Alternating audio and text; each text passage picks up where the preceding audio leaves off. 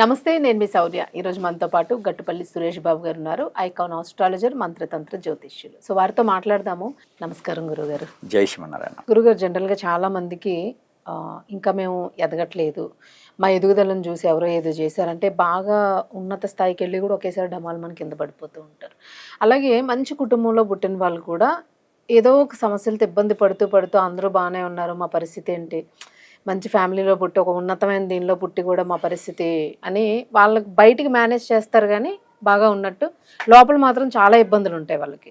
So అంటే ఎవరో ఏదో చేశారు, మా మీద ఏదో ప్రయోగం చేశారని ఇప్పటికీ కూడా చాలామంది దగ్గర వింటూ ఉంటాం.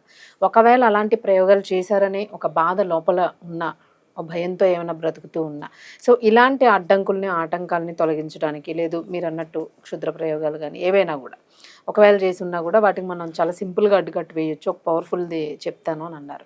సో ఎట్లా వేస్తారు అంటే ఏ పూజ లేకుండా అసలు ఎలాగా కంట్రోల్లో తెచ్చుకోవచ్చు? పూజ ఉంటుందండి, పూజ చేయాలి, అగ్నిహోత్ర చేయాలి, మంత్రం చేయాలి, తంత్రంలో నుంచి మంత్రం చేయాలి. ఎప్పుడైనా సరే మనము ఆలయానికి వెళ్తాం, గుడులకి వెళ్తూ ఉంటాం, ఇంట్లో పూజలు చేస్తూ ఉంటాం, అమ్మవాళ్ళకి చేస్తూ ఉంటాం, అయ్యవార్లకి చేస్తూ ఉంటాం, ఎన్నో రకాలటువంటి దాన ధర్మాలు, యజ్ఞ యాగ హోమ జప తపాలు, నోములు ఎన్నో చేస్తూ ఉంటాం. కానీ మనకి దాని వలన పుణ్యం కలుగుతుంది, దాని వలన పని మనకి పాజిటివిటీ ఎంతవరకు అవుతుంది అనేది ఎక్కడా రాయలేదు.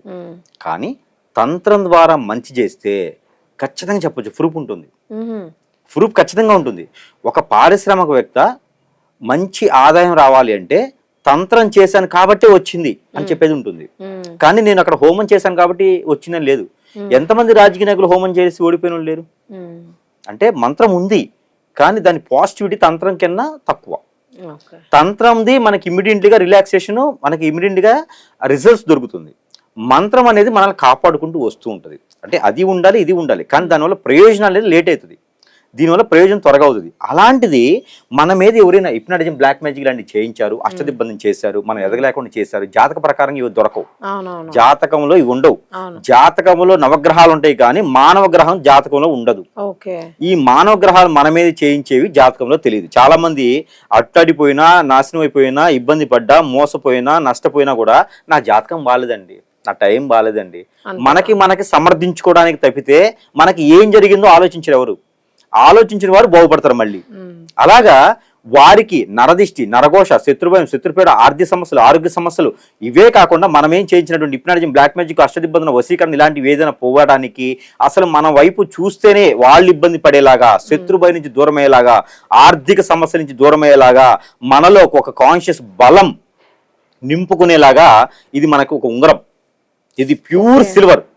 దీంట్లో గ్రహాలు కూడా చెప్తా. ప్యూర్ సిల్వర్ తో ఉంగరం చూడొచ్చండి. ప్యూర్ సిల్వర్ తో ఉంగరం ఉంటుంది. దాని వెనక 3 రకాల శక్తులతో కూడినటువంటి యంత్రాలు ఉంటాయి. మీరు చూడండి, లోపల వెనక నుంచి చూస్తే రాచి ఉంటుంది చూడండి, వెనక భాగంలో చూస్తే లిక్కించి ఉంటుంది. అలాగా లోపల ఇది మీరు యంత్రం లోపల ఉంటుందండి. లోపల ఒకటి కాదు, దాని లోపల ఇంకో 2 ప్లేట్స్ ఉంటాయి.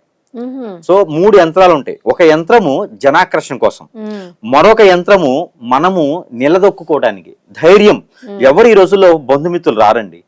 మనకి ఎదుగుతున్నామంటే అందరూ వస్తారు, మనం దిగజారుతున్నామంటే అందరూ దూరం అయితే ఉంటారు. మనతో అవసరమైన తర్వాత దగ్గర రారు. అలాంటి వాళ్ళతో కాకుండా మనము మన దేవుని శక్తితో, ఒక తంత్రంతో మనము యంత్రం చేసిస్తున్నాం. మనకు అండ, మనకు ధైర్యం, మనం ఎక్కడికి వెళ్ళినా సక్సెస్ అయ్యేలానికి ఒక యంత్రం ఉంటుంది. అందులో జనాకర్షణ కోసం ఉంటుంది, మరొకటి ఉండేది అందులో. అదేమిటంటే ఏదైనా చెడు శక్తి కానీ, ఏదైనా దుష్ట శక్తి కానీ, ఎవరైనా ఏదైనా నెగిటివ్ చేయించినా మన వైపు రాకుండా ఈ 3 అందులో వేసేసి ఉంగరాన్ని మనం ఇస్తున్నాం ఈ రోజున. ప్యూర్ సిల్వర్ తో వారి యొక్క అవసరానుసారం, వారి యొక్క పరిసర ప్రాంతసారం, వారి యొక్క ఏ దానిలో దిగజారిపోయినారు చూసుకొని, వారి యొక్క నక్షత్ర ప్రకారంగా లేకున్నా ఉన్నా వారి పేరు బలాలని పట్టి మనము దాని స్టోన్ అనేది మారుతూ ఉంటది. ఇప్పుడు ఇదైతే ఉప్పాలు అంటారు, దీన్ని హగ్గీక్ అంటారు. హగ్గీక్ అంటారు, హగ్గీక్ ఉప్పాలు అంటారు, దీన్ని మూన్ స్టోన్ అంటారు. అలాంటి దీన్ని పిలిచేటువంటి పేరు వేరేటప్పటికీ దీనిలో పవర్స్ అనేది ఉంటది. మనం ఏం చేస్తాము, దానిలో పవర్స్ నింపేసి కొన్ని శక్తుల్ని దానిలో ఆవహించేసి ఇస్తాం. లాంగ్ టైమ్ లో ఎప్పుడు తీసే పని లేదు, ఎలాంటి నెగిటివ్ ప్లేసెస్ కైనా వెళ్ళొచ్చు.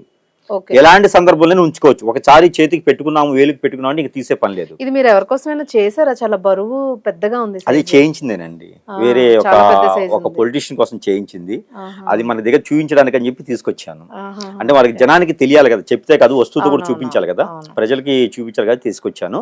అది ఆ స్టోన్ అతనికి సంబంధించి హగ్గీకి ఉంది, మూన్ అంటే వారి వారి పరిసరాలను బట్టి అవసరాలను బట్టి స్టోన్ మారుతుంది.